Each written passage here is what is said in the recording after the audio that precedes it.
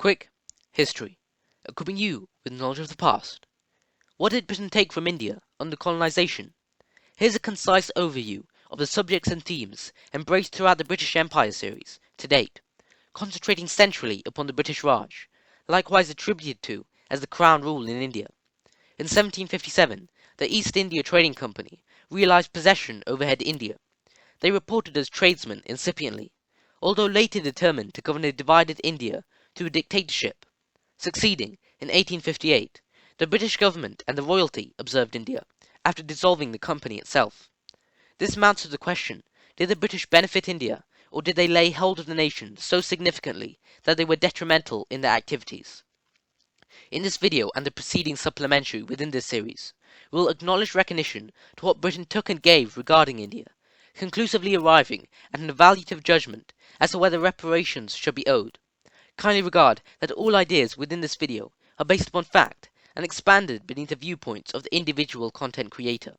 In no such way or form does this video speculate progressing situations, and should simply be observed as informational content. Prospectively, the British exercised approximately £36 trillion worth of manpower, goods and exports from India in their 173 years of ruling from 1765.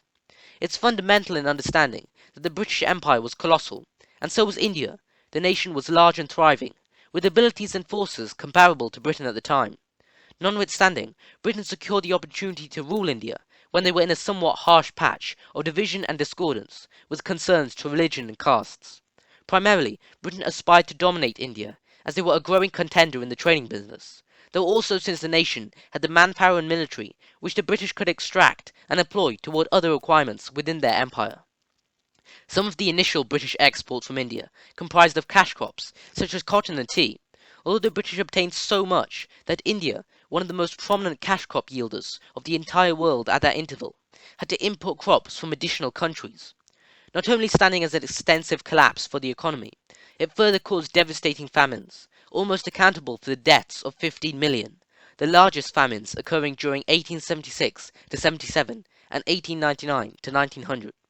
Unquestionably, the British taking cash crops occasioned excessive and overwhelming consequences, an outright negative of the British rule in India. This conjures the puzzle. Through military objectives and cash crops alone, how could India lose £36 trillion to the British? Here's a detailed breakdown. When the British first arrived, they paid for exports conventionally, using their silver to acquire goods. Nonetheless, when the East India Company landed on the shores, they established the accumulation of taxes in India, intelligently using a third of that revenue to finance the purchase of desired Indian goods. Simply put, instead of funding for the items of value themselves, British traders acquired them from peasants and weavers at no charge, as they were utilizing the wealth that had just been reaped from them. It was disguised fraud, involving strategic materials like iron, tar and timber, which were essential to Britain's industrialization. Check out the series by clicking the card on the top right or the link in the description. Visibly apparent, the free goods secured Britain the second goal.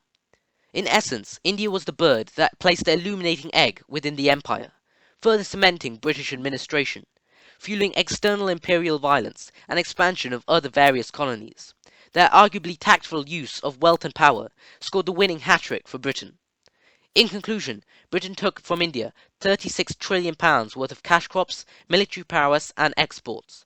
However, British rule wasn't completely negative. Look out for the next installment of the series, where we will analyse the various positives. Subscribe, silent notification bell, share, and give this video a thumbs up. Quick history.